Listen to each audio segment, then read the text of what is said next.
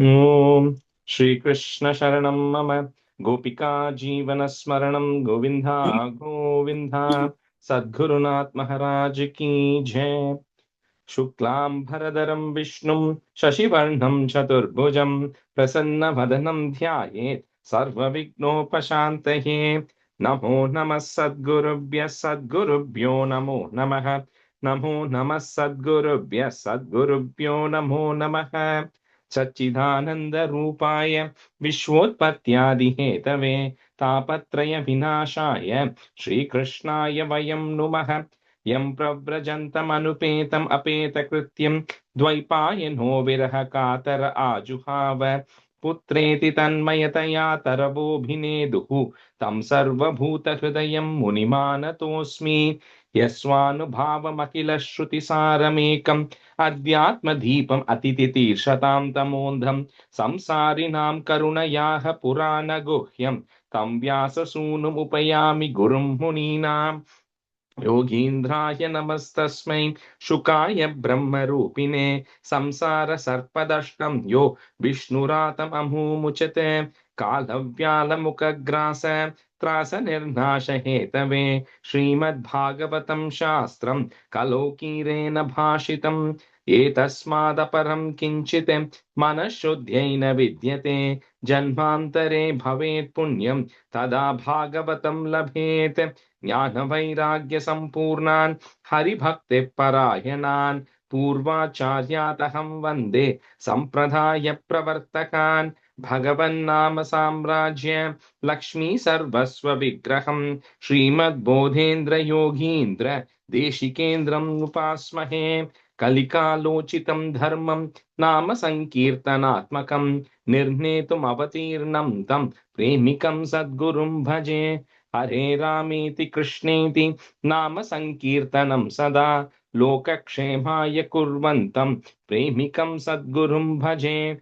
जन्माद्यस्य यतोऽन्वयादितरतश्चार्तेष्वभिज्ञस्वराट् तेने ब्रह्महृदाय आदिकवये मुह्यन्ति यत्सूरयः तेजो वारिमृदां यथा विनिमयो यत्र त्रिसर्गो मृषा धाम्ना स्वेन सदा निरस्तकुहकं सत्यं परं धीमहि धर्मप्रोज्झितकैतवोऽत्र परमो निर्मत्सराणां सतां वेद्यं वास्तवमत्र वस्तु शिवदं तापत्रयोन्मूलनम् श्रीमद्भागवते महामुनिकृते किं वा परैरीश्वरः सद्यो हृद्यवरुध्यते प्रकृतिभिः शुश्रूषिभिस्तत्क्षणात् निगमकल्पतरोर्गलितं फलं शुकमुखात् अमृतद्रवसंयुतं पिबत भागवतं रसमालयं मुहुरहो रसिका भुवि भावुकाः नारायणं नमस्कृत्य नरं चैव नरोत्तमं देवीं सरस्वतीं व्यासं ततो जयमुदीरयेत्। श्रीमद्भागवताख्योऽयं प्रत्यक्षः कृष्ण एव हि स्वीकृतोऽसि मया नाथ मुख्यर्थं भवसागरे मनोरथो मदीयोऽयं सफलः सर्वथा त्वया निर्विघ्नेनैव कर्तव्यो दासोऽहं तव केशव। श्रीहरे नमः श्रीहरे नमः श्रीहरे नमः। गोपिका जीवन स्मरणं गोविंदा गोविंदा सद्गुरुनाथ महाराज की जय। Welcome everyone. Okay, so we have a very small group today. So practice பண்ணிருக்கேன். Oh yeah, no, you can practice. I'm saying any two of you can chant. Like I'm not going to pick out. So okay, Anandji, you want to do it, and then Shobha, you want to do it? Yes. Okay, so you can do. I think it's 24 stanzas from 21 to end. So 12 stanzas each you can do. Okay. Anandji, do you want me to start? Yeah, I will start. Sure. Oh, you want to start? Okay, go ahead. Aham sarveshu bhuteshu bodhatmavastidastada tamavajñāya mam matyaha kuridercha vidam. 21 onwards. Yeah, correct. Yeah. Okay. Yo ma sarveshu bhuteshu sandamatmanamīśvaram hitvarcham bhajade maudhyād vasmeneva juhodi saha dishadak parakāyema मानिनो भिन्नदर्शिनः भूदेशबद्धवैरस्य मनश्शान्ति मृच्छति Sorry, there's a na shanti न mrichati. मनःशान्ति मृच्छति. Thank you, Rajesh. अहम् उच्चावजे द्रव्यः प्रियो योत्पन्नया नघे नैव तुष्यर्चितोर्चाया भूतग्रामावमानिनः अर्चादावर्चये तावद् ईश्वरं मांसकर्मकृत् यावन्न वेद सहृदि सर्वभूतेष्वस्थितम् आत्मनश्च Swahridi, sorry, the Swahridi, there's no Hridihi, no Visarga there. Okay. Oh, sorry. Yavanna Veda Sahridi Sarvabhudeshavastidam. Thank you, Rajesh. Almanascha Parasyavi Yakkarotyandarodharam Tasya Bhinna Drisho Mrityuhu Vidade Bayamulbanam Adhamma Sarvabhudeshu Bodhatmanam Kradalayam Arhaye Danamanabhya Maitreya Bhinnena Chachusha Jivasreshtaahya Jivanam तदः प्राणभृतशुभे ततः सचित्ता प्रवराः ततश्चेन्द्रियवृत्तयः तत्रापि स्पर्शवेदिभ्यः प्रवरा रसवेदिनः तेभ्यो गन्धविदः श्रेष्ठाः ततः शब्दविदो वराः रूपभेदविदस्तत्र ततश्चोभयदो ददः तेषां बहुपदा श्रेष्ठाः चतुष्पादस्तदोदिपाद् ततो वर्णाश्च चत्वारः तेषां ब्राह्मण उत्तमः ब्राह्मणेष्वपि वेदज्ञो ह्यर्थज्ञोऽभ्यधिकस्ततः अर्थज्ञात् संशयश्चेता ततः श्रेयान् स्वकर्मकृत् मुक्तसङ्गस्ततो भूयात् अदग्धा धर्ममात्मनः तस्मान्मय्यर्पितशेष क्रियातात्मा निरन्तरः मय्यर्पितात्मनः पुंसो मयि सन्न्यस्तकर्मणः न पश्यामि परं भूतम् अकर्तु समदर्शनात्. You can stop there. Okay? And the first line, Tasman Mai Arpita Shesha. There's a A sound there. Okay. Tasman Mayyarpita Shesha. Yeah. Thank you, Rajesh. Yeah. मनसैतानि भूतानि प्रणमेत् बाहुमानयन् ईश्वरो जीवकलया प्रविष्टो भगवानिति भक्तियोगश्च योगश्च मया मानव्युतीरितः ययोरेकत्रेणैव पुरुषं व्रजेत् एतद् भगवतो रूपं ब्रह्मणः परमात्मनः परं प्रधानं पुरुषं दैवं कर्म विचेष्टितं रूपभेदास्पदं दिव्यं काल इत्यभिधीयते भूतानां महतादीनां यदो भिन्नदृशां वयं योऽन्ध प्रविश्य भूतानि भूतैरत्यखिलाश्रयः सविष्वाक्योऽधियज्ञोऽसौ कालकालयतां प्रभुः न च कश्चित्तयितो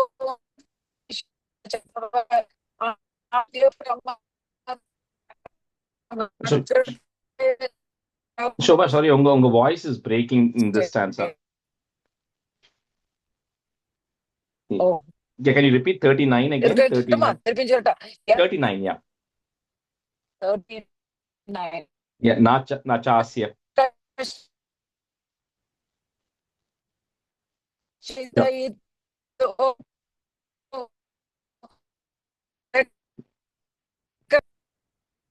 No, I don't know. No, we are not able to hear you. Yeah, no, it's just breaking every word. I don't know why. அது வரைக்கும் கரெக்டா இருந்தது, but from 39. இல்ல டிராவல் பண்றோம் அதனாலே இருக்கும். Okay, no, I think we can hear you now. Yeah, travel பண்ற கொண்டு வந்துப்பா. No, I can hear you now. Go ahead, yeah. சரி. Thank you. न चास्य कश्चित् दैदो न द्वेष्यो न च बान्धवः आविसद्य प्रमत्तोऽसौ प्रमत्तं जनमन्तकृत् यद्भयात् सूर्यस्तपति यद्भयात् वर्षते देवो भगणो बाधि यद्भयात् यद्वनस्पतयो भीताः स्वे स्वे काले विगृह्णन्ति पुष्पाणि च फलानि च स्रवन्ति सरितो भीताः नोत्सवद्युदीर्यतः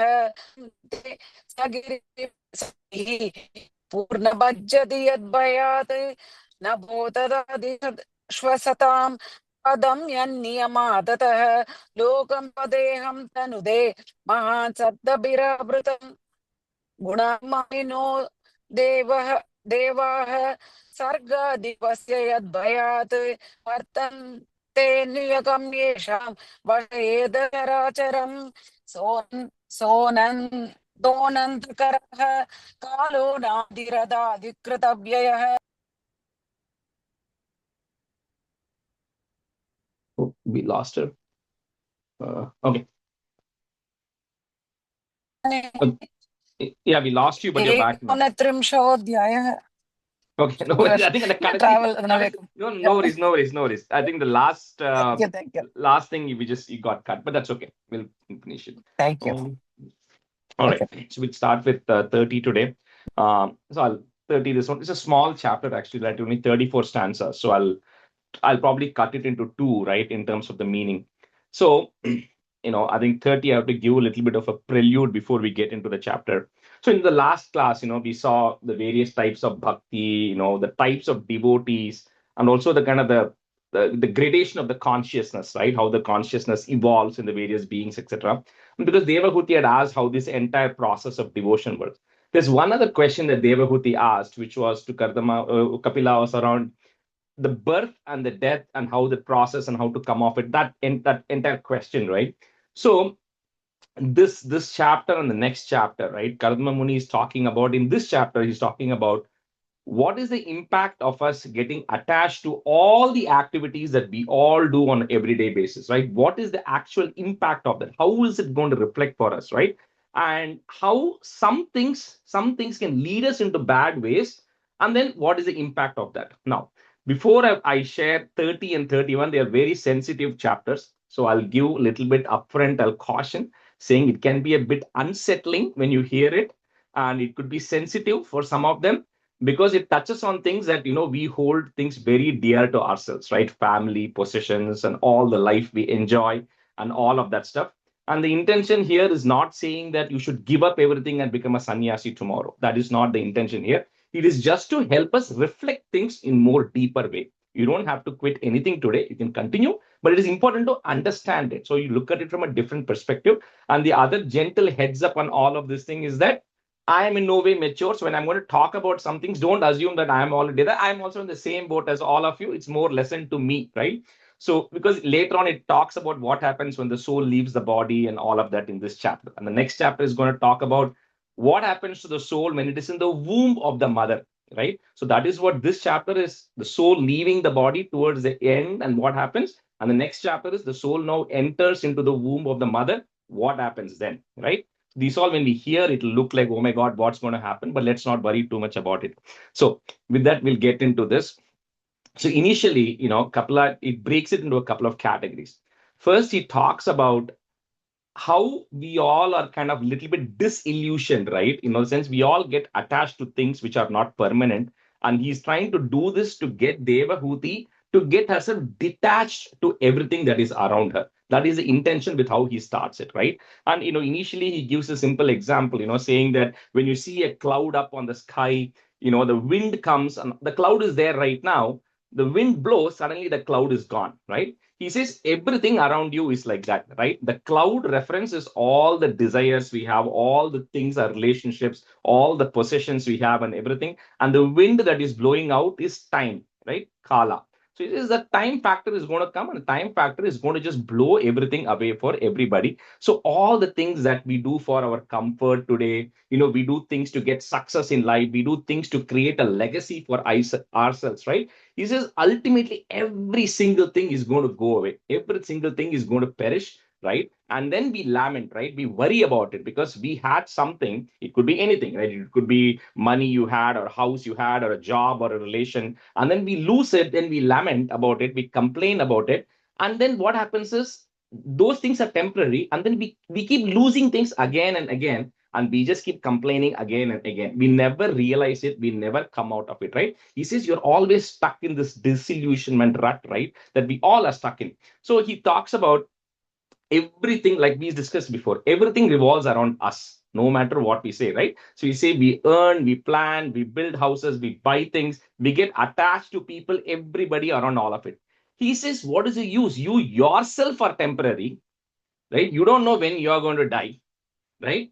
but then you attach yourself to things which are temporary, and then you worry and contemplate about it as if you control it, right? He says that is the biggest problem, because we don't realize that everything around us is temporary, even we are temporary. But then what we do is we just keep getting attached to it. He says that is because of the avidya, because of the ignorance which is there, right? So as I was kind of thinking through this chapter, right, every stanza that is there in Bhaja Govindam reflects in this, right? And I think I'm not a good singer, so I won't even sing, and my throat is also gone. But if you look at the second stanza, which talked about Ma Kuru Dhanajana Yauvana Garvam, it's a Harati Nimesha Kala Sarvam. He says what we consider ourselves, which is the wealth, Dhanam, the Janam, the people and the family and everything, the Yauvanam, the youth, which we all pride ourselves in. It says in a Nimisham, it will all go away. Any of this can go away in a Nimisham, right? He says none of this is permanent, but we attach ourselves to all of this. He said, and Adi Shankaracharya says, it's all because of Maya, all because of illusion, because we think it is thing. And then she says, Brahma Padam hi Tvam Pravisha Sahitva. She says, Brahma Padam, only the supreme reality is the one which is permanent. So if we have to hook on to that, that is the only thing which we have to hook on to, which is very consistent with what Kapila is saying, right?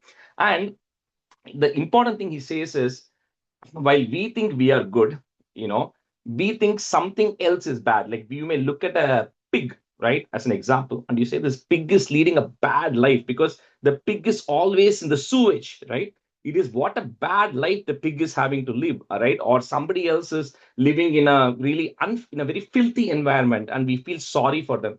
He says that is because the soul, no matter where it takes birth, in whichever levels of gradient it takes birth, it comfortably settles into that place, right?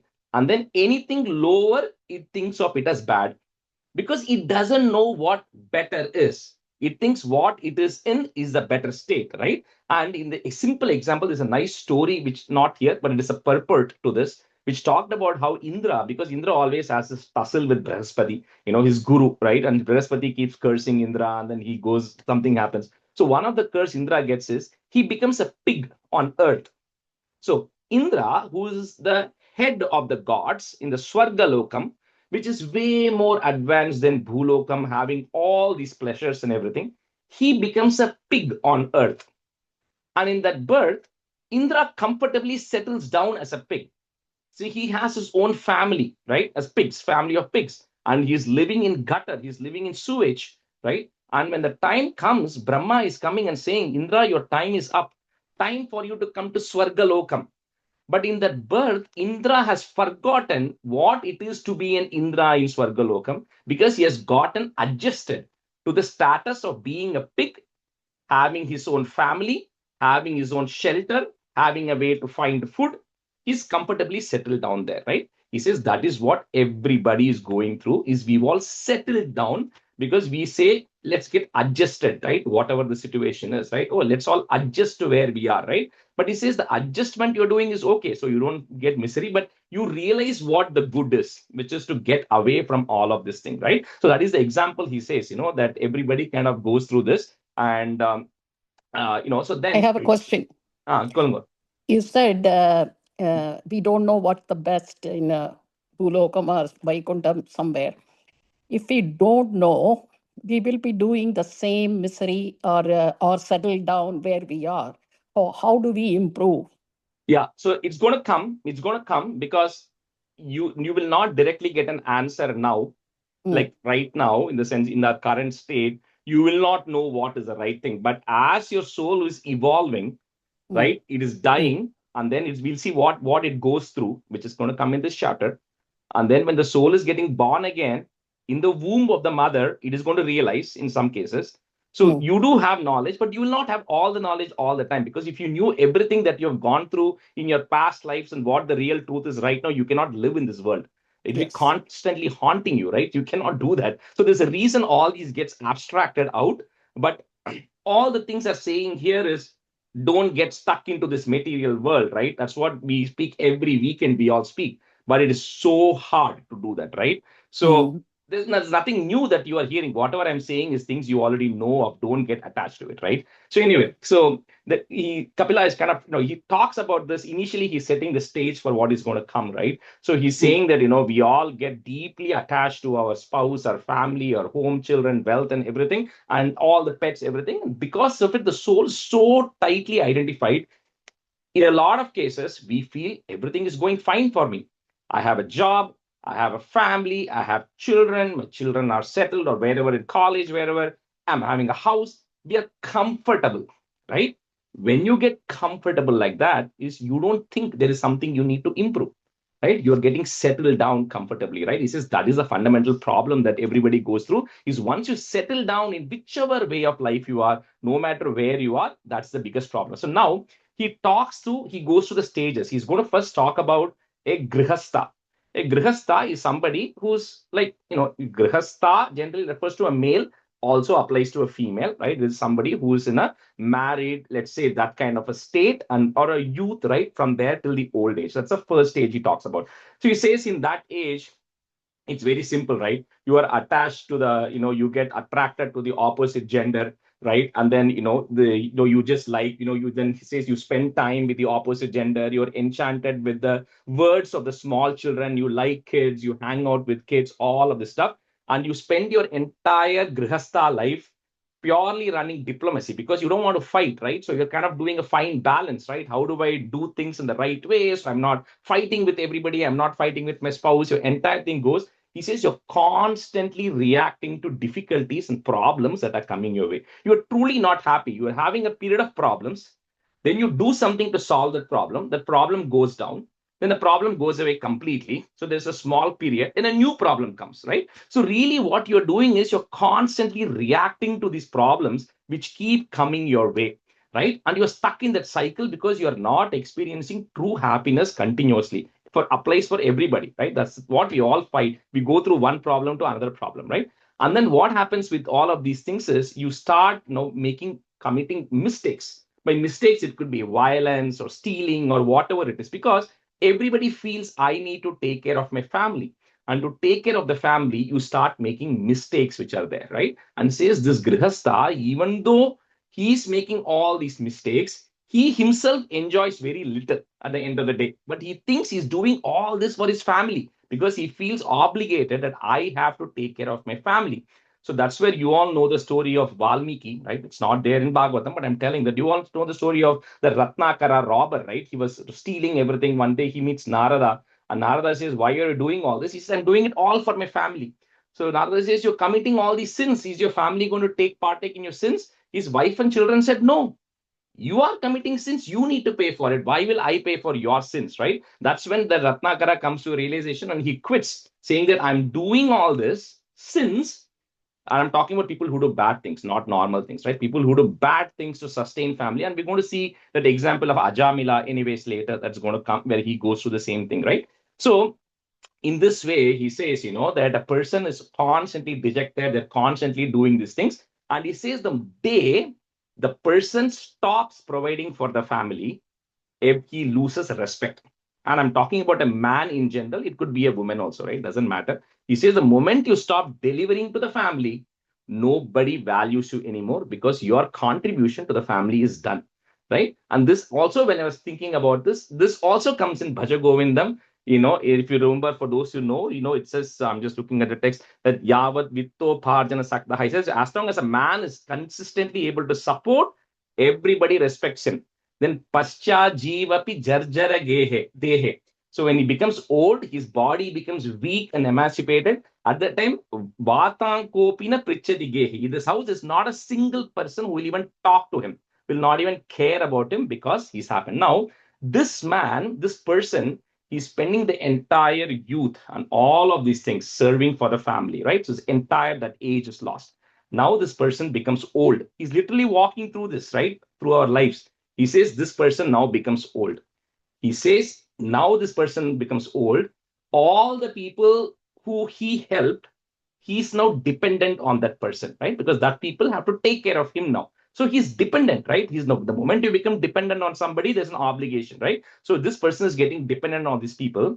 And he says he has so many problems, right? His body is declining, death could come anytime. But even then, the human clings on to everything which is material in nature. Even in that old age, they don't want to let things go, right? And he says that, with all the things, and it says nicely that, his eyes become bulge. I'm using in general, the old person's eyes become bulging, then his glands becomes congested with mucus. The person is not able to breathe, right? And then he creates in stanza 16, it comes kante gura gurayate. He says when the person is speaking, his throat is, he's not able to speak because there's so much phlegm and everything in his throat. He's congested, he has difficulty breathing. Even then, what does the person care about? Person is caring about, I hope my children are doing fine. I hope my grandkids are doing fine. I hope, whatever is happening is doing good. They're still thinking about it all the time, right? And at that point, when we delay this meditation or prayers, whatever, till the old age, he says in the old age, you can't even get up. You can't even walk. You can't even speak properly. How can you go and learn something? How can you go chant all of these things? How can you devote your full day to the prayers? It's not possible, right, at that time, because you've been doing it all through your life. You've been attached to material things. All of a sudden, you cannot flip a switch and stop doing that, right? And this process continues, right? And all these things continuous, and finally, is the moment of death right now, right? Even when you're on your deathbed, he says a person who's materialistic in nature still is holding on to the life. He still doesn't want to let go, right? His desires and attachments do not vanish, right? He continues this, right? And we can say maybe we won't be like that, but when we see later on about uh, Jada Bharata Charitram and all is going to come. You're going to see how a great person like Jada Bharata, who was almost liberated, held on to these things at the time of death, right? So it is not going to be something you can just flip off at the last minute, right? That's going to be a fundamental problem. Anyway, so that's what he talks about. At the time of death, also, he's unable to do anything. And we always speak about, and the end, Ante Narayana Smriti, he is extremely important, right? So, but your mind is so entangled and committed into all of these things. He says he's going to struggle. He or she is going to struggle at the time of death because they don't want to let go anything, right? And that person who's still holding on, we'll see after in the break here, what happens to him when the soul leaves the body, which is the next half of this thing. So this he talks about how you waste your entire life, and this is applicable to people who are materially attached, who commit a lot of sins, right? Because like Ajamila's case, right? When you don't have money and you have to take care of your family, you got to go do. They end up doing bad things. They end up stealing. They end up cheating, right? So all of this is bad karma you're building and getting you more and more attached. And now that person's story is about to die, right? That's where we'll stop at 18. Okay, so since it's a small class, whoever two wants to volunteer, anyway, everybody's going to get a chance. So, okay, Sindhuji and Priya. Okay. So, अतः त्रिंशोऽध्यायः कपिलो वाच तस्यैतस्य जनो नूनं नायं वेदोरुविक्रमं काल्यमानोऽपि बलिनो वायोरिव घनावलिः. कपिलो वाच तस्यैतस्य जनो नूनं नायं वेदोरुविक्रमं काल्यमानोऽपि बलिनो वायोरिव घनावलिः. कपिल उवाच तस्यैतस्य जनो नूनं नायं वेदोर्विक्रमं काल्यमानो बिबलिनो वायोरिव घनावलिः. Once Rajesh. Avansama. कपिलोवाच तस्यैतस्य जनो नूनं नायं वेदोरुविक्रमं काल्यमानोऽपि बलिनो वायोरिव घनावलिः. यमर्थम् उपादत्ते दुःखेन सुखहेतवे तं धुनोति भगवान् पुमान् चोचति यत्कृते.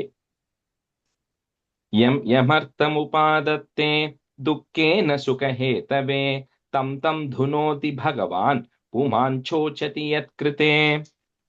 यमर्थमुपादत्ते दुःखेन सुखहेतवे तं धुनोति भगवान् पुमान् शोचति यत्कृते. यमर्थम् उपादत्ते दुःखेन सुखहेतवे तं तं धुनोति भगवान् पुमांचोच्चति यत्कृते. Yat adhruvasya. If you want to break at the da, it is easy. Yat adhruvasya dehasya, comma, sanubandhasya durmatihi, dhruvani manyate mohat, comma, griha kshetra vasuni cha. Yad adhruvasya dehasya sanubandhasya durmatihi, dhruvani manyate mohat, griha kshetra vasuni cha. यदध्रुवस्य देहस्य सानुबन्धस्य दुर्मदिः ध्रुवाणि मन्यते मोहाद् गृहक्षेत्रवसूनिज. यद् अध्रुवस्य देहस्य सानुबन्धस्य दुर्मतिः ध्रुवाणि मन्यते मोहात् गृहक्षेत्रवसूनि च.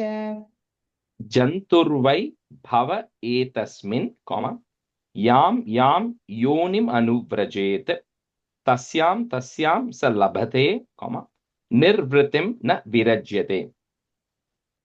जन्तुर्वै भव एतस्मिन् यां यां योनिम् अनुव्रजेत तस्यां तस्यां स लभते निर्वृतिं न विरज्यते. जन्तुर्वै भव एतस्मिन् यां यां योनिमनुव्रजेद् तस्यां तस्यां स लभते निर्वृतिं न विरज्यते. जन्तुर्वै भव एतस्मिन् यां यां योनिमनुव्रजेत तस्यां तस्यां स लभते निर्वृत्तं न विरज्यते. निर्वृतिं निर्वृतिं न विरज्यते. नरक स्थोपि देहं वै, कॉमा, न पुमांस् त्यक्तुम् इच्छति नारक्यां निर्वृतौ सत्यां, कॉमा, देव माया विमोहितः. नरकस्थोऽपि देहं वै न पुमांस् त्यक्तुमिच्छति नारक्यां निर्वृतौ सत्यां देवमाया विमोहितः. नरकस्थोऽपि देहं वै न पुमांस् त्यक्तुमिच्छति नारक्यां निर्वृतौ सत्यां देवमाया विमोहितः. नरकस्थोऽपि देहं वै न पुमांस् त्यक्तुमिच्छति नारक्यां निर्वृतौ सत्यां देवमाया विमोहितः. आत्मजाया सुतागार पुट प्लस पशु द्रविण बंधुषु निरूढ़ मूल हृदयः पुट विसर्गान् कॉमा आत्मानं बहुमन्यते. आत्मजाया सुतागार पशु द्रविण बंधुषु निरूढ़ मूल हृदयः आत्मानं बहुमन्यते.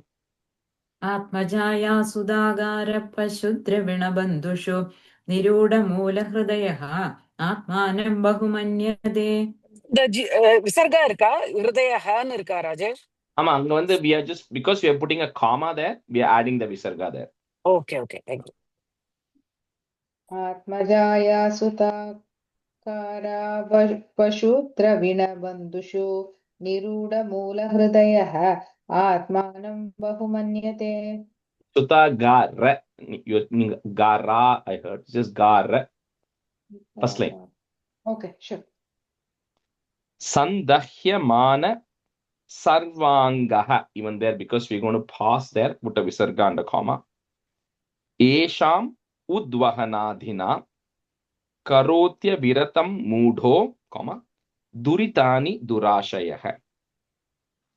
Sandahyamana sarvangaha esham udvahanadhina karotya viratam moodho duritani durashayah. सन्दह्यमान सर्वाङ्गः येषामुद्वहनादिना करोत्यविरदं मूढो दुरितानि दुराशयः. सन्दह्यमान सर्वाङ्गः येषामुद्वहनादिना करोत्यविरतं मूढो दुरितानि दुराशयः. Rajesh, is it karotya or karoti? It's if it is karoti aviratam. Okay. If you have it like that, the T and A becomes that tya there. So karoti aviratam. So if I say karoti aviratam mudo, that is correct? Yeah, karoti aviratam moodo. That's the right way. Oh, Okay. Karoti viratam moodu. Karotya viratam moodu. Sure. Akshiptat mendriyas strinam, breaking at that ma, im, comma. Next word starts with a asatinam chamayaya raho rachitaya lapaihi, comma, shishunam kalabhashinam. Akshiptatmendriyastrinam asatinam chamayaya raho rachitaya lapaihi shishunam kalabhashinam. आक्षिप्तामेन्द्रियस्त्रीणाम् असदीनां च मायया रहोरचिदया लाभैः शिशूनां कलभाषिणाम् आक्षिप्तात्मेन्द्रियस्त्रीणाम् असतीनां च मायया रहतो रचितया लापैः शिशूनां कलभाषिणाम्. Second line, first word, raho rachitaya lapaihi. रहो रचितया लापैः. Griheshu kuta dharmeshu, comma, dukkha tantreshvatandritah, one word, kurvan dukkha pratikaram, comma, sukha van manyate grihi. Griheshu kuta dharmeshu dukkha tantreshvatandritah kurvan dukkha pratikaram sukhavan manyate grihi. गृहेषु कूढधर्मेषु दुःखदन्ध्रेष्वदन्ध्रिदः कुर्वन् दुःखप्रतीकारम् सुखवन्मन्यते गृही गृहेषु कूटधर्मेषु दुःखतन्त्रेष्वतन्त्रितः कुर्वन् दुःखप्रतीकारम् सुखवन्मन्यते गृही. Arthair apaditain gurvya, comma, himsayetas tataschatan pushnati yesham poshena, comma, shesha bhuk yatyadhas swayam.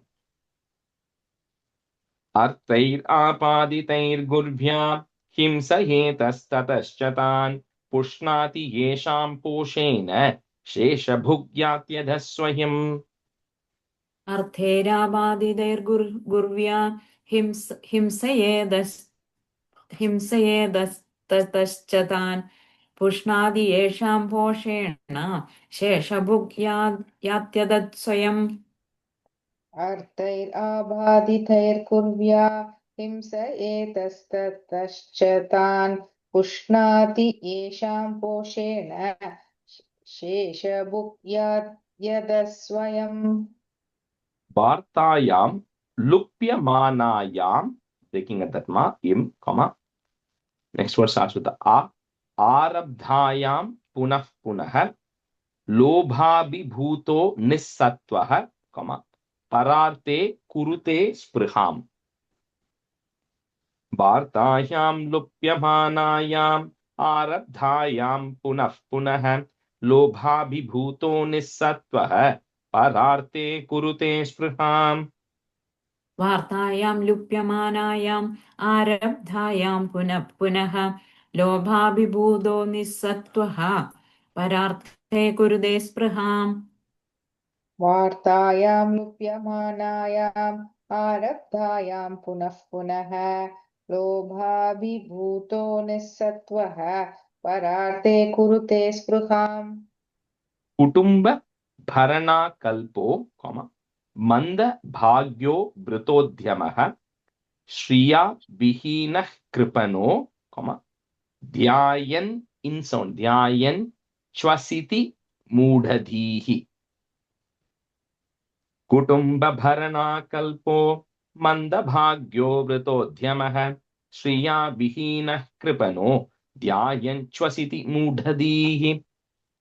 कुटुम्बभरणाकल्पो मन्दभाग्यो वृदोद्यमः श्रिया विहीनः कृपणो ध्यायन् श्वसिति मूढधीः कुटुम्बपर्णाकल्पो मन्दभाग्यो वृतोद्यमः श्रिया विहीनः कृपणो ध्यायन् श्वसिति मूढधीः. मूढ़धीः. Just again, what nothing new, but what we discussed is like because he's always worried about his kutumbam, he's always worried about his family, he's always thinking of worst case scenarios and trying to prepare for the worst case, which we all do, right? But the problem with that is you expect something which has not yet happened to happen. You assume it's going to happen, and then you start preparing for it. In which case, he has to resort to wrong means to do it because you may not have money, you may not have something. So he then resorts to all these unrightful ways, right, to kind of protect his own family, which is what everybody is doing to protect their own family. They have a justification for the wrongdoing, but he's saying it's still wrong because he says this person is going to suffer later, anyways.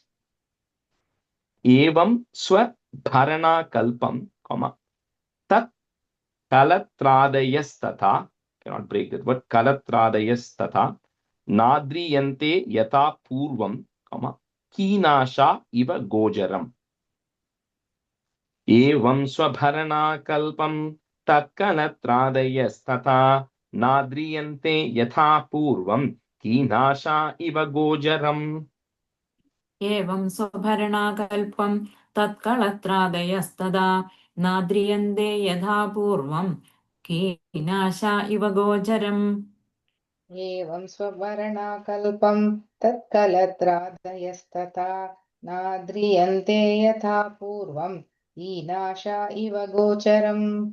Talks about how when farmers discard their old cows, when the cows cannot be used or bulls cannot be used for for farming anymore, irrigation anymore, the farmers discard those cows. They don't keep it because it's a waste for them. He says that's how the person is going to be treated when he's no longer contributing anything to the family, right? Asteva matyopanyastam. One word. Asteva matyo. One more. 40. Oh, sorry. 40. Yeah. Tatrapya jata nirvedo, comma, Bhriyamanas swayam bhrataihi, Jarayopata vairupyo, comma, Maranabhimuko grihe. Tatrapya jata nirvedo, Bhriyamanas swayam bhrataihi, Jarayopata vairupyo, Maranabhimuko grihe.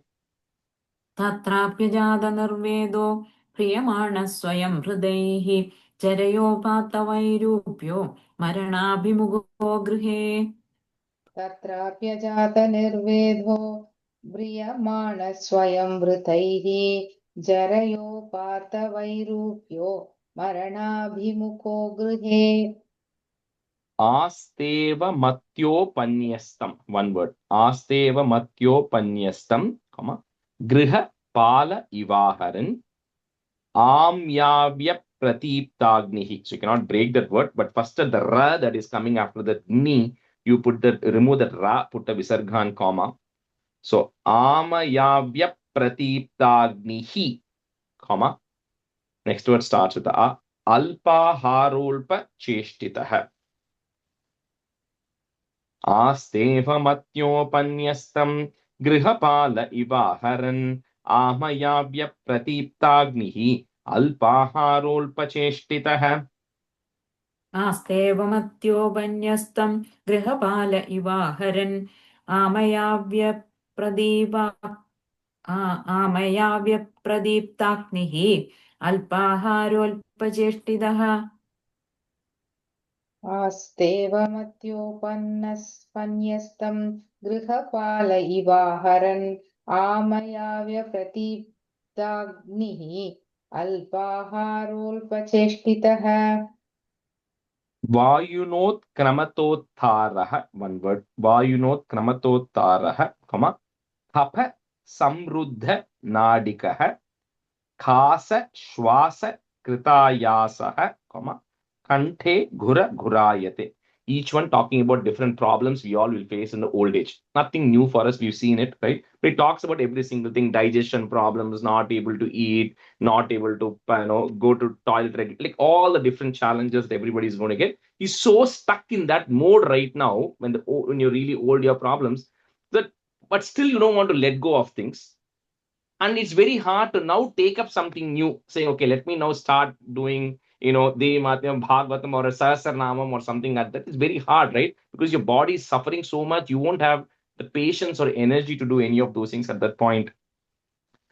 Vayunotkramatottarah kaphasamruddhanadikah kasa shwasa kritayasah kanthe ghuragurayate. वायुनोत्क्रमदोत्तारः कफः संरुद्धनाडिगः कासश्वासकृदायासः कण्ठे खुरखुरायदे वायुनोत्क्रमतोतारः कपसमृद्धनाडिकः कासश्वासकृतायासः कण्ठे घुरघुरायते Tayanah parishochadbihi, parivitas swabandhubihi vachyamanopi na brute, kala pasha vasham gatah. Shayhanah parishochadbihi parivitas swabandhubihi vachyamanopi na brute kala pasha vasham gatah. शयानपरिशोचद्भिः परिवीदस्वबन्धुभिः वाच्यमानोऽपि न ब्रूते कालपाशवशं गतः शयानः परिशोषद्भिः परिवीतस्वबन्धुभिः वाच्यमानोऽपि न ब्रूते कालपाशवशं गतः We'll stop here, we'll switch. So we kind of said meaning till 18. So I'll just continue with the remaining 16 stanzas, finish off the meaning, right? So we kind of saw till when the person is old, right? And then going through all these problems. So when the time of death comes, right? Now, there are different explanations of what someone sees, right? Now, if you're this is the specific example or the journey they're going to talk about is somebody who's a very bad person, somebody who has committed a lot of sins, somebody who's very materially attached, right? Doesn't believe in anything and he's committed a lot of sins, he's going to pay for it. So that is the example he's talking about. So it might be a little bit extreme, right? So he says, he sees the messengers who are ready to come and pick him up right now, who was coming to take the soul away, right? So there's always be somebody who is waiting to receive you, right? The soul eventually, when it leaves the body, by fear, he says, when you see that, he says he's so afraid because now when his soul is about to leave and he's seeing what's going to happen, he says he'll involuntarily pass stool and urine because the body is just so stressed out about what's going to happen. When he starts seeing those vision that all the stool and urine, it's going to shakran mutram vimunchati, right? He starts passing stool and urine because he's so stressed out about it, right? So these really bad, I'm talking about people who are committed out of sins, they see these yamadutas, right? Now, the people, there are not in Bhagavatam, but I'm saying in general, there are other things which says people also see, different people depending on how their thought processes and everything. Anyway, we won't go there. Now, the process they're going to go through this is at this point, right? When the soul is about to leave, there's nothing you can do about things you have already done, right? You cannot do. You can't even get up, right? At that point, right? You're anyway old, you can't get up, right? So at that point, he's coming to a realization, oh my God, what is going to happen to me next? Right? The soul is getting worried. What is going to happen to me next? Right? And there's nothing he can do about it. There's nothing the soul can do anything about it, right? So these Yamadutas, now their role is they have to take the soul, which is now covered with the Sukshma Shariram. It still carries all of that, and it has to be transported to the next step. So they aid in the transportation. That's what their job is to aid in the transportation, right? So now it talks about, we all hear about, oh, the Yamadutas come and they put a rope around you. There's no physical rope because it's a Sukshma Shariram. You can't see it, right? But what it is really talking about is that it is a pull that is going to happen and the soul is going to move and your thing gets attached to it, right? So it's like rope, you put it to pull something, right? That is the purpose of the rope. And it's so bound that it cannot escape the Sukshma Shariram. The soul will think, oh my God, I've committed all this. I now want to escape away from all of this. But says, no, you cannot escape, right? You are bound to the Sukshma Shariram and you have to go to the Sukshma Shariram and you have to follow the process. It cannot just say, I don't want to follow the next steps in this journey. That's all not going to happen. So that is the kind of the significance of when they say here also, the rope is put around. There is no physical rope, right? Anyway, so as the soul is transiting to this Yamaloka, which is an intermediary place where there's a judgment, right? Like we say, judgment zone, where nobody's going to pass judgment on you. The soul has to pass judgment on itself only. But for it to go through the journey, That is a point where the soul now remembers, because remember, it still has all of the things in the Sukshma Shariram, like we spoke earlier, it still retains the memory, it still has the senses, it has all of that, right? And it retains everything that it has done in the past, right? It remembers all of that. So it doesn't have a physical gross body, right? The Panchabhutam, this body is not there. So it talks about the pain the soul goes through. Now, the pain that I get when I pinch myself, because I'm pinching my body, I get a pain, right? But the senses are still there for the soul. So the pain the soul is getting is it is realizing what it has done, the sins it has actually committed, right? So if you think of, in the way that it talks about this, because you're carrying all the impressions of karma and everything, there are some karma which you pay off in your journey to that place. That's how it says, right? And this could be a simple example, like let's say you said something really bad to somebody. Okay. Some of the karmas you end up getting get the returns of it in this current life itself. Some of that gets neutralized in this life. Some of it is going to come in several lives in the future. You don't know when it's going to come. He says some of this karma gets neutralized in the journey, and we don't know what is the criteria. And that could be you are reliving what you did to somebody else. So if I said something really bad to you and I offended you, then I have to relive that experience of how you felt when I did something bad to you. So when the soul is now reliving that experience, imagine how hard it is. You said, oh my God, what all did I do? Right? Why did I do that? Right? It is experiencing that pain. And it says at that time, the soul is a little bit realized, right? It is not stuck by this material body. So it is not bound by the material things like we are right now. It knows what is right. The soul knows at that point what is right, what is wrong. So when it is realizing something that I did bad, it knows what I did is wrong. I shouldn't have done that. Right? So it has to experience that pain of what it was for that other person, the pain that I caused because of mana karma vacha, through what I did with my mouth, what I did with my body, what I did with my mind. If I'm wishing in my mind that somebody has to suffer, or somebody has to fall and get hurt, that is also a karma I am building up, right? So I need to know what it is for somebody to fall and get hurt. So he says the soul actually feels that in the Sukshma Shariram when it is actually going through. Some of these karmas are going to get transferred to future births that we won't worry about which birth, what happens. It is very complicated. None of us know. So that will be decided later, right? So with this, the soul goes through the journey and it talks about the various things the soul experiences. Like it talks about it feels hot, it feels like as if it's on fire. But remember, it's not literally going through a fire or anything of that sort. It just talks about the intensity of the karmas that the soul has done. It has to get that, it has to feel that thing, the reactions of it when it is going through the journey. There's no escaping of that, right? So it says the soul then travels, it says about 99,000 yojanas, which is not much. It's only 800,000 miles, right? So, but I think that could be just a general approximation. It says it goes there in a few minutes, right? Or a few, not even minutes, right? It just says it instantly goes there in 2 to 3 moments, right? It quickly travels that thing with the Sukshma Shariram, and then it reaches this Yamaloka. Yamaloka is just a place where you now get to look at everything you have done in your current life. So what you just underwent right now is just the journey to the Yamaloka. But in the few seconds, they say, right, your entire life flashes in front of you and all the different things that people say. Essentially, that's what it is. Certain things you go through and said, did I do that? Why did I do that? Right? And then you experience that. And then finally, you reach the Yamaloka. Now, in the Yamaloka is where it then has to really look at, okay, what are all the things I have actually done, right? Now, in this specific example, he talks about somebody who has committed a lot of crimes, right? So for somebody who has committed a lot of crimes, done a lot of bad things, it actually gives a 3-step process that it says, right? The first step in this is recognizing that you made a mistake. And like I said, the soul is pure.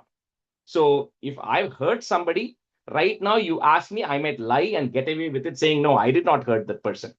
But the soul, true soul knows that I hurt it, right? So at the first step of this thing is it goes through is a recognition of the what it cost and the repentance. It has to feel the problem, the gravity of the impact the soul created by doing something wrong on somebody, right? And that is a severe pain the soul feels. Why did I do this? It has to undergo that pain. That is step number one. And the reason this is important is, think of the three-step process, right? The first, it feels this. The second is this then helps it prepare for what is going to come next. Because if I have now, and I'll give you an example, right?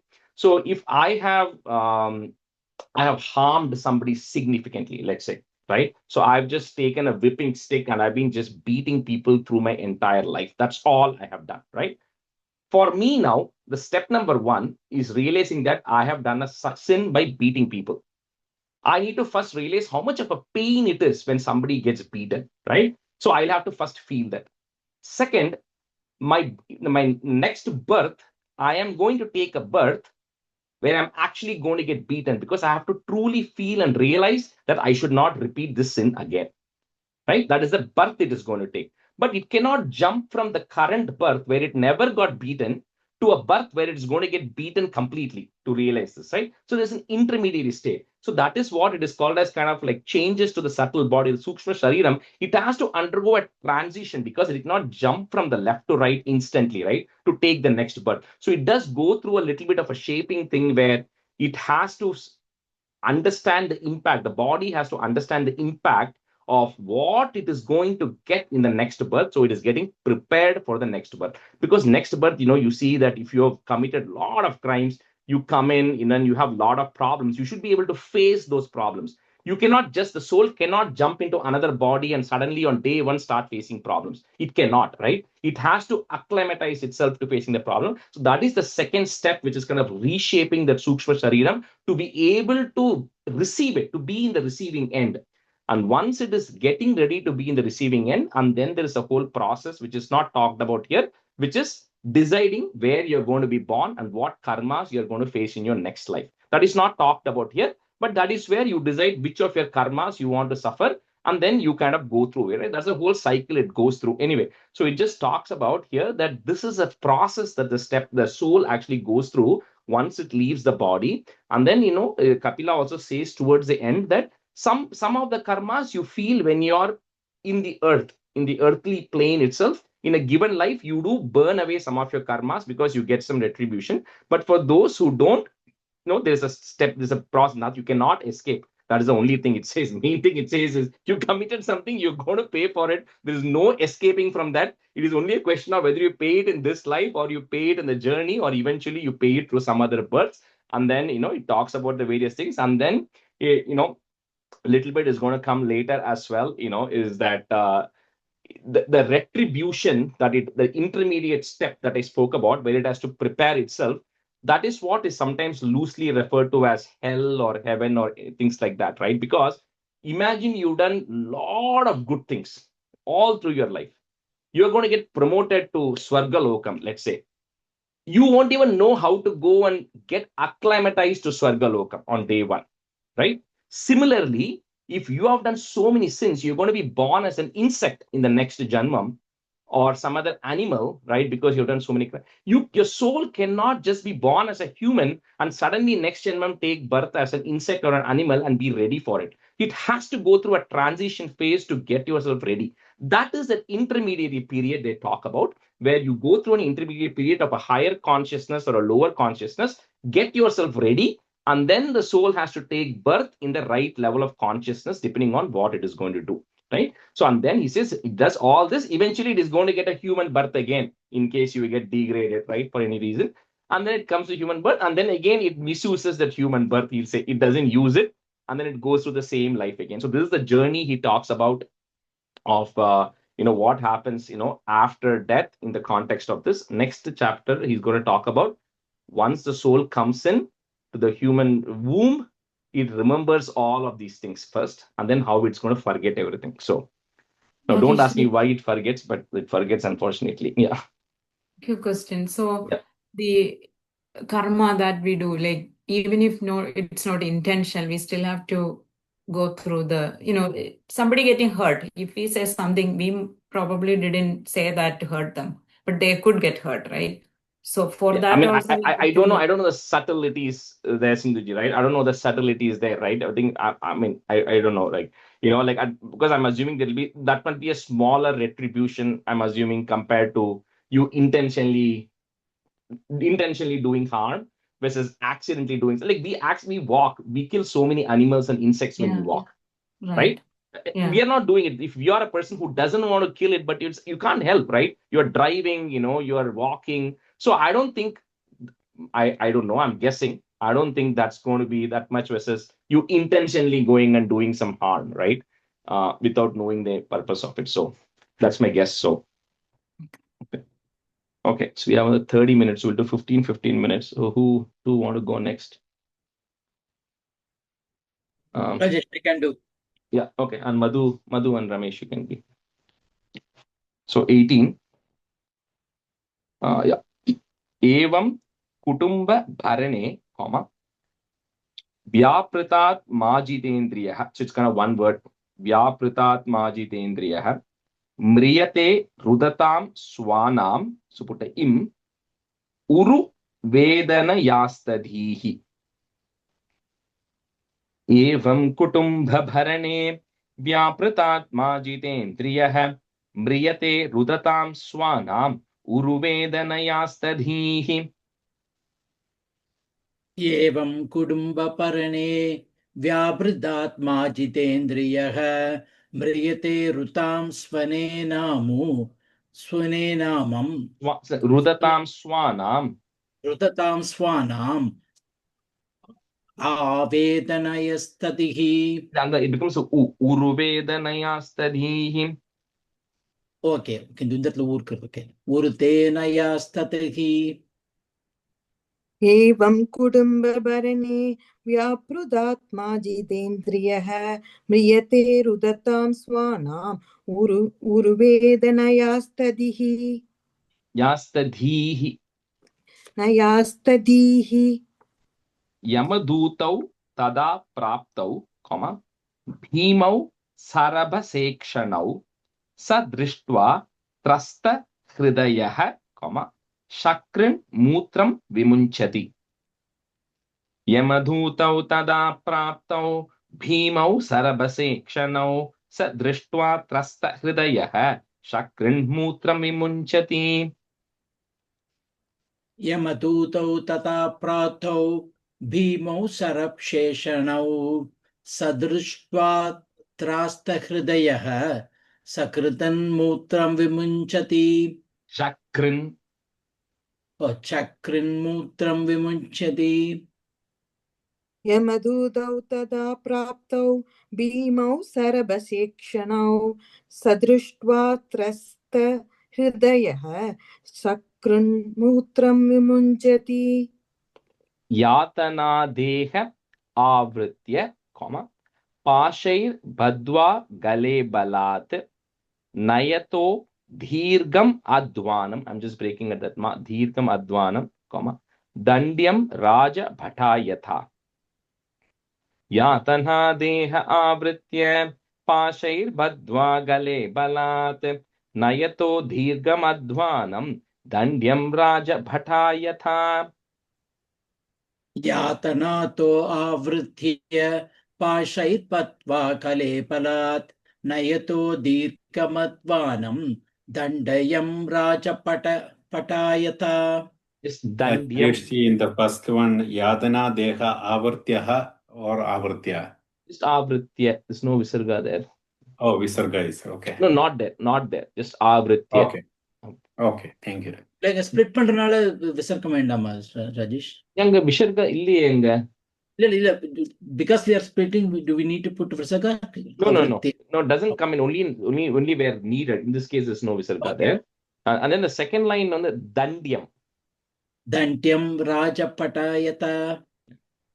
यादनादेग आवृत्य भाषैर्बद्ध्वा कलेबलात् नयतो दीर्घमध्वानं दण्ड्यं राजपटायथा Tayor nirbhinna hridayah. That is goes away. Visarga, comma, hridayah. Tarjanair jata vepatuhu. Pati shwabhir bhakshyamana, comma, artogam swam anusmaran. तयोर्निर्भिन्नहृदयः तर्जनैर्जातवेपतुः पतिष्वभिर्भक्ष्यमान आर्तोघं स्वमनुस्मरन् दयोर्निर्भिन्नहृदयः दर्जनैर्जातवो बद्धुः पदिस्वभिर्वपक्षयमान आर्तोकं स्वमनुस्मरन्. The first line, last word, vepatuhu. First line, last word. जातवेपतुः. तयोर्निर्भिन्नहृदयः दर्जनैर्जातवे बधुः पक्ष्यमान आर्तोगं स्वम् अनुस्मरन्. Tutrit paritorka davanalanileihi. One word, davanalanileihi, comma. Santapyamanaf pati tapta valuke krichrena prishthe kashayacha taditaha ish goshave visarga comma chalatya shaktopi nirashramodake क्षुत्रिट्परीतोर्कदवानलानिलैः सन्तप्यमानः पतितप्तवालुके कृच्छ्रेण पृष्ठे कषया च ताडितः चलत्यशक्तोऽपि निराश्रमोदके क्षुदृष्टपरितोर्कतवानलैनिलैः सन्द्यप्यमानपतितप्तवालुके छृच्छ्रेण पृष्ठे कषया च ताडितः चलत्यशक्तोऽभिनिराश्रमोतके. क्षुद्रित्परितोर्गतवानलानिलैः सन्दप्यमानः परिदप्तवालुके कृच्छ्रेण भृष्टे कषया च ताडितः सलत्यशब्दोऽभिनिराश्रमोतके. तत्र तत्र पतञ्छ्रान्तो in sound पतञ्छ्रान्तो comma मूर्छितः पुनरुत्थितः पथा पापीयसा नीतः पुट विसर्गा कॉमा नीतः तमसा यमसाधनम् तत्र तत्र पतञ्छ्रान्तो मूर्छितः पुनरुत्थितः पथा पापीयसा नीतः तमसा यमसाधनम्. Sure, quick question. என்னோட பேப்பர்ல வந்து தரசான் கூட்டுருக்கு தரசான் கொடுத்துருக்கு So tamas instead of tamasa it is tarasa. ஆமா Or just change it to tamasa because that means that tamas the darkness. So tamasa yamasadana. புருஷருக்கு சேஞ்ச் பண்ணிக்கிறேன். தரசான்னா quickly அதுவும் போட்டுருக்கு. அதுவும் maybe so maybe it has the same English maybe it goes because it says it's going to that place very quickly.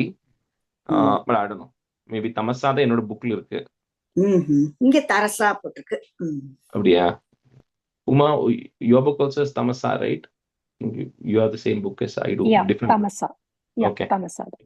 We'll just keep it to I tamasa. have tamasa too. I have a different book. I also have tamasa. Okay, so we'll just keep tamasa then.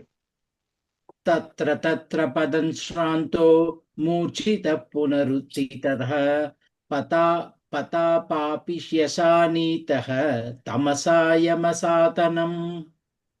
तत्र तत्र पदं श्रान्तो मूर्छितः पुनरुद्धितः पदापाभियसा नीतः तमसा यमसाधनम्. योजनानां सहस्राणि नवतिं नवचाद्वनः त्रिभिर्मुहूर्तैर्द्वाभ्यां वा नीतः प्राप्नोति यातनाः. योजनानां सहस्राणि नवतिं नवचाध्वनः त्रिभिर्मुहूर्तैर्द्वाभ्यां वा नीतः प्राप्नोति यातनाः. योजनानां सहस्राणि नवतिं नवचात्मनः त्रिभिर्मुहूर्तैर्द्वाभ्यां वा नीतः प्राप्नोति यातनाः.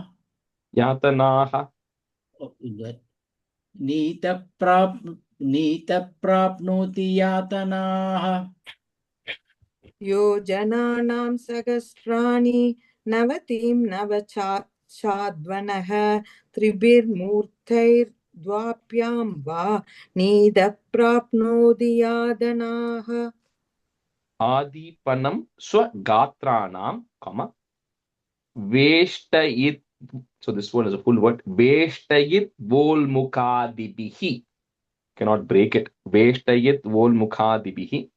Atma mamsadanam kwapi, swakrittam paratopi va. Adhipanam swagatranam veshtayit volmukadibihi. Atma mamsadanam kwapi swakrittam paratopi va. आतीपनं स्वगात्राणां वेष्टयित्वोन्मुखादिभिः आत्ममां साधनं क्वापि स्वकृतं परतोऽपि वा स्वकृत्तम it andata स्वकृत्तम स्वकृतं परतोऽपि वा आदिपनं स्वगात्राणां वेष्टयिद्वोल्मुगादिभिः आत्ममां साधनं क्वापि स्वकृतं भरतोऽपि वा जीवतश चान्त्राभ्युद्धारः. One word. चान्त्रायुद्धारः, श्व गृध्रैर् यमसाधने सर्प वृश्चिक दंशाध्यैः. Visarga, damshadhyaihi. Next, on top of the ir that goes away. Dashadbhish chatma vaishasam. जीवतश्चान्त्राभ्युद्धारः श्वगृध्रैर् यमसाधने सर्प वृश्चिक दंशाध्यैः दशद्भिश्चात्मवैशसम्. जीवतश्चान्द्रभ्युद्धारः स्वकृतप्रैर्यमासतने. And the word shva gृध्रैर् yama sadhane. Oh, yama in spectacle. जीवतश्चान्द्रयुद्धारः स्वकृतैर्यमसाधने सर्पवृश्चित्कदमसाध्यैः दशभिश्चात्मवैशयम् चात्मवैशसम्. दशद्भिश्चात्मवैश्यम्, right? चात्मवैशसम्. चात्मवैशसम्. जीवतश्चान्त्राभ्युद्धारः स्वकृत्रैर्यमसाधने सर्पवृश्चिकदंशाद्यैः दशद्भिस्सात्मवैश्यसम् कृन्तनं चावयवशो, गजादिभ्यो विदापनं पातनं गिरिशृङ्गेभ्यो, रोधनं चाम्बुगर्तयोः. कृन्तनं चावयवशो गजादिभ्यो विदापनं पातनं गिरिशृङ्गेभ्यो रोधनं चाम्बुगर्तयोः. कृतनं चावयवसो गजादिभ्योपितानं पादनं गिरिशृङ्गेभ्यो रोदनं चाम्बुगर्तयोः. गिरिशृङ्गेभ्यो, second line. गिरिशृङ्गेभ्यो रोदनं चाम्बुगर्तयोः. गृन्दनं चावयवशो गजादिभ्यो विदापनं पादनं गिरिशृङ्गेभ्यो रोदनं चाम्बुकर्तयोः यास् तामिस्रान्ध तामिस्राः विसर्गा कॉमा रौरवाध्याश्च यातनाः भुङ्क्ते नरो वा नारी वा कॉमा मितसंघेन निर्मिताः. यास्तामिस्रान्दतामिस्राः रौरवाध्याश्च यातनाः भुङ्क्ते नरो वा नारी वा मितसङ्घेन निर्मिताः यास्तामिश्रान्दतामिश्रा रौवात्याश्च यातनाः भुङ्क्ते नरीव मितसङ्गेन निर्मिताः मितसङ्गेन निर्मिताः यास्तामिश्रान्ततामिश्राः रौवात्याश्च यादनाः पुङ्क्ते नरो वा नारी वा मितसङ्गेन निर्मिताः. Okay, who wants to do the last few minutes? Rajesh, one doubt. It's Yeah. Rauravadhyascha or No, Rauvadyascha? Rauravadhyascha. Full ra, right? Full ra, yeah. Rauravadhyascha. I can go for it. Okay, Revati, Gate, Gumati, you want to do it? Yeah, sure. Yeah. Okay, so where am I right now? Yeah. Sorry, I lost where we are. 27 Mudishon, yeah. No, 28. 28 Mudishon. Okay. done. Atraiva narakas swargaha, add a visargan comma swargaha, iti matah prachakshate, ya yatana vai narakyaha, visarga comma, is goes away, ta ihatyupa lakshitaha.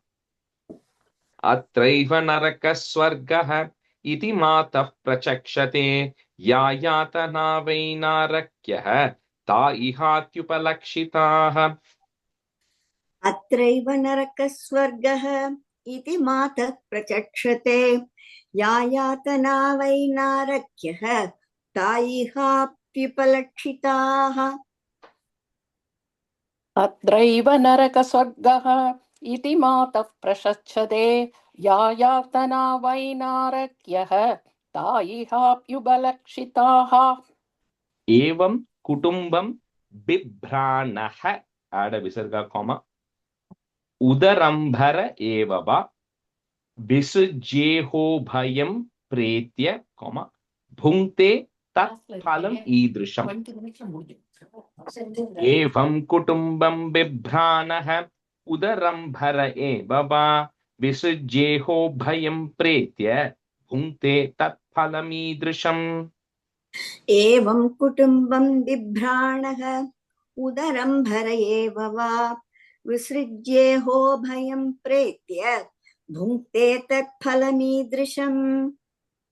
एवं कुटुम्बं बिभ्राणः उदरंभर एव वा विसृज्येहो भयं प्रेत्य भुङ्क्ते तत्फलमीदृशम्. एकः प्रपद्यते द्वान्तं comma हित्वेदं स्वकलेवरं कुशलेतर पातेयो comma भूतद्रोहेण यद्भृतम् एकः प्रपद्यते ध्वान्तं हित्वेदं स्वकलेवरं कुशलेतर पातेयो भूतद्रोहेण यद्भृतम् एकः प्रपद्यते ध्वान्तं हित्वेदं स्वकलेवरं कुशलेतरपाथेयो भूतद्रोहेण यद्भृतम्. एकः प्रपद्यते द्वान्तं हित्वेदं स्वकलेवरं कुशलेतरपातयो भूतद्रोहेण यत्कृतम्. The pateyo and then comma kushaletar pateyo कुशलेतरपातेयो भूतद्रोहेण यत्कृतम्. दैवेना साधितं तस्य comma शमलं निरये पुमान् भुङ्क्ते कुटुम्ब पोषस्य comma हृत वित्त इवातुरः दैवेना साधितं तस्य शमलं निरये पुमान् भुङ्क्ते कुटुम्ब पोषस्य हृत वित्त इवातुरः दैवेनासादितं तस्य शमलं निरये पुमान् भुङ्क्ते कुटुम्बपोषस्य हृतवित्त इवातुरः.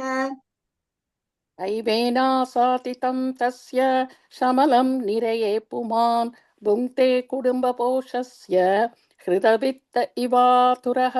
कुटुम्ब भुङ्क्ते कुटुम्बपोषस्य हृतवित्त इवातुरः. kevalena hyadharmena kutumba bharanotsukah yati jeevondha tamisram, charamam tamasaf padam. The main thing he's saying is adharmena, like even if you're protecting your family, but you do it in adharma, you're doing it with not dharmic ways, then you go to andathamisram, which is like extremely dark, like which means extremely severe. You're going to really pay the price for it. So that is not a justification to do evil things. It's protecting family is not a valid enough reason. केवलेन ह्यधर्मेण कुटुम्बभरणोत्सुकः याति जीवोन्धतामिश्रं चरमं तमसः पदम्. केवलेन ह्यधर्मेण कुटुम्बभरणोत्सुकः याति जीवोन्धतामिश्रं चरमं तमसः पदम्. केवलेन ह्यधर्मेण कुटुम्बभरणोत्सुकः याति जीवोन्धतामिश्रं चरमं तमसः पदम्.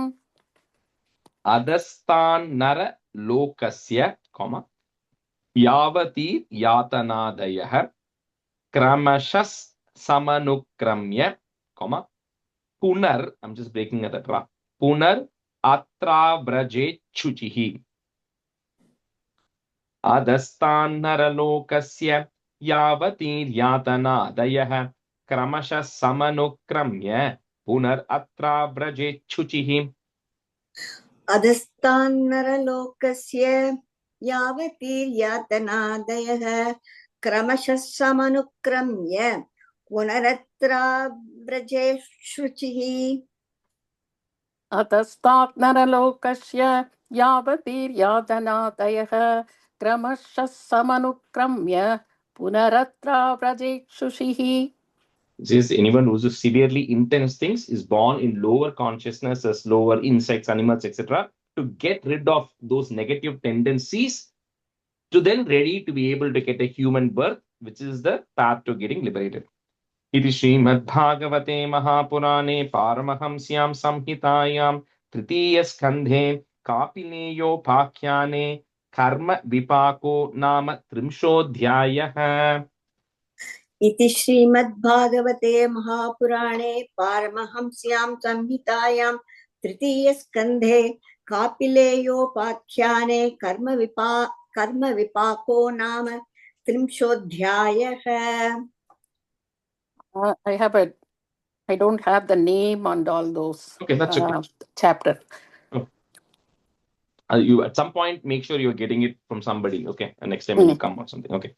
Ata एकत्रिंशोऽध्यायः श्रीभगवानुवाच कर्मणा दैव नेत्रेण जन्तुर्देहोपपत्तये स्त्रियाः प्रविष्ट उदरं पुंसो रेतः कनाश्रयः.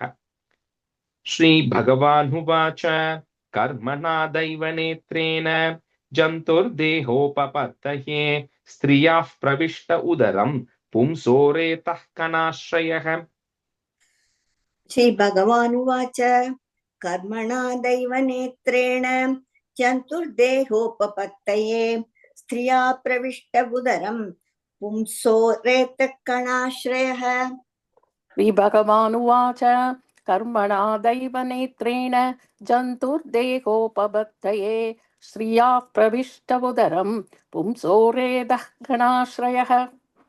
कललं त्वेकरात्रेण पञ्चरात्रेण बुद्भुतं दशाहेन तु कर्कन्धूः पेष्यण्डं वा ततः परम्. कललं त्वेकरात्रेण पञ्चरात्रेण बुद्भुतं दशाहेन तु कर्कन्धूः पेष्यण्डं वा ततः परम्. कललं त्वेकरात्रेण पञ्चरात्रेण बुद्बुदं दशाहेन तु कर्कन्धूः पेष्यण्डं वा ततः परम्. कललं त्वेकरात्रेण पञ्चरात्रेण बुद्बुदं दशाहेन तु कर्कन्धुः पेष्यण्डं वा ततः परम्. Karkandu long okay कर्कन्धूः. Thank you. Masena tu shiro dvabhyam, Next one, little long word. Bahvangryadhyanga. Okay, one word it is. Bahvangri adhyanga. Multiple words, but Bahvangryadhyanga vigrahah. Nakha lomasti charmani, comma. Linga chidrot bhavastribihi. You cannot break that word. Linga chidrot bhavastribihi. मासेन तु शिरोध्वाभ्यां बाह्वङ्ग्र्याध्यङ्ग विग्रहः नख लोमास्ति चर्माणि लिङ्गच्छिद्रोद्भवस्त्रिभिः. मासेन तु शिरोद्वाभ्यां बाह्वङ्घ्र्याद्यङ्गविग्रहः नखलोमास्थि चर्माणि लिङ्गाच्छिद्रोद्भवस्त्रिभिः. Linga. Then the second लिङ्गच्छिद्रोद्भवस्त्रिभिः. मासेन तु शिरोदवाप्यां बाह्वङ्क्रि आद्यङ्कविग्रहः नखलो मास्ति चर्माणि लिङ्गच्छिद्रोद्भवस्त्रिभिः. correct na? The adhyanga you said, but other one it becomes like one word when you say it together. So that's all. Bahvangryadhyanga together. Okay. Bhakvankri adyanka. Correct. But no sandhi, no pass. the sandhi together vandrum. So when you say it together, it will anyway get more. Rajesh ஒண்ணு இது நான் கிளாஸ்ல கர்ப்போபனிஷத் சொல்லி கொடுத்திருக்கேன். This is completely about what happens inside the womb from day one. ரொம்ப இன்ட்ரெஸ்டிங்கா இருக்கு எனக்கு படிக்கிறது. That's all. That's literally what it is. It is going to tell about the first 7 months, and then the 12th stanza is Janturu Vacha. The soul is going to do a stuti to Bhagavan in the womb. In the next. I mean, Madhu may remember some of it. It's been a lot. But we went through all that from day one. Oh, okay. Yeah, that's exactly what it is. It's a beautiful Upanishad. Yeah, very beautiful. Yeah. We'll do one more stanza today. Chaturbhir datavas sapta, comma, panchabihi.